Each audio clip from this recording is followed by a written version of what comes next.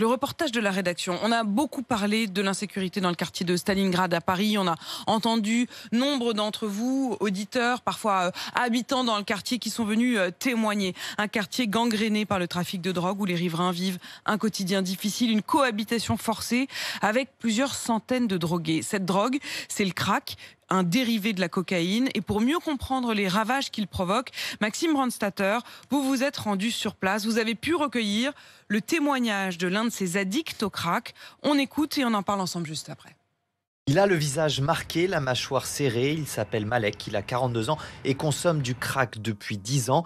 Il connaît beaucoup de consommateurs qui, selon lui, sont de plus en plus violents. Ils sont accros et surtout, ils n'ont plus de limites en fait au bout d'un moment. Ils attendent les gens qui viennent acheter pour pouvoir les agresser.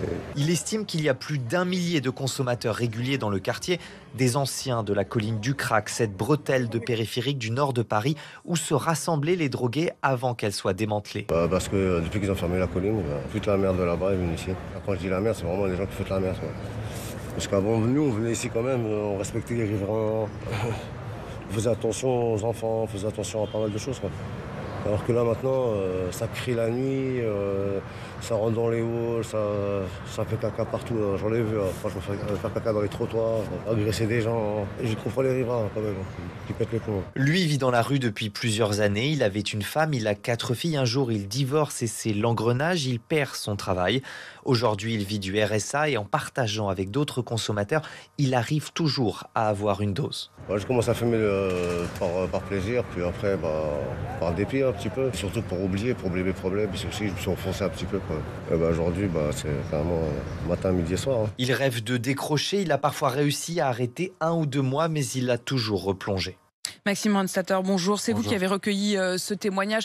C'est saisissant parce que jusqu'à présent, on entendait surtout les paroles des riverains. C'est très intéressant d'aussi essayer de comprendre qui sont ces consommateurs et comment est-ce qu'ils basculent. Vous allez nous expliquer, mais d'abord, décrivez-nous ce quartier où vous avez enquêté.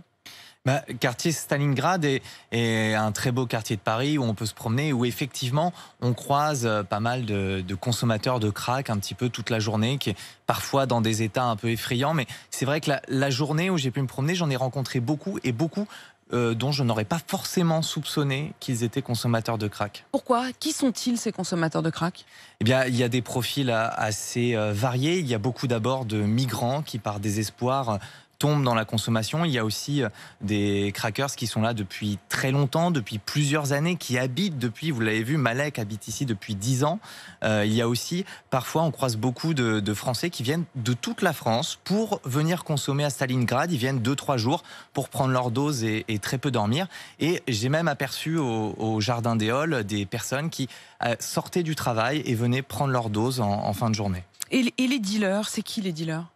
Les dealers, alors il y a ceux qui dealent pour avoir de l'argent, eux ne consomment pas, ils vendent beaucoup pour que ça rapporte un maximum. Mais il y a aussi beaucoup de dealers qui sont des consommateurs et qui dealent dans le seul but d'avoir leur consommation et de pouvoir continuer à se droguer tout le temps. Quand vous dites ils vendent beaucoup pour pouvoir faire du profit, c'est parce que en fait il y a une très petite marge sur des petites sommes. Il faut en vendre beaucoup. Ça coûte combien en fait la dose de crack? Ça coûte 10 € les 2-3 doses, mais il faut en prendre très régulièrement. L'effet dure 15-20 minutes selon les personnes à qui j'ai parlé, donc il faut en reprendre toutes les heures. Donc ils sont obligés de se mettre à plusieurs, certains font la manche, certains volent, et avec le peu d'argent qu'ils récoltent, ils se mettent à plusieurs pour avoir un peu de dose tout au long de la journée. Avec une dépendance extrême? Une dépendance extrêmement forte. J'ai notamment pu parler à une femme, une maman qui a une jeune fille de 1 an qu'elle n'a presque pas vue. Ça fait 2 ans qu'elle est tombée dans le crack. Elle aimerait s'en sortir, mais elle ne peut pas, elle n'y arrive pas. Et d'ailleurs, au passage, elle m'a aussi parlé de la difficulté que c'est d'être une femme dans ce milieu-là.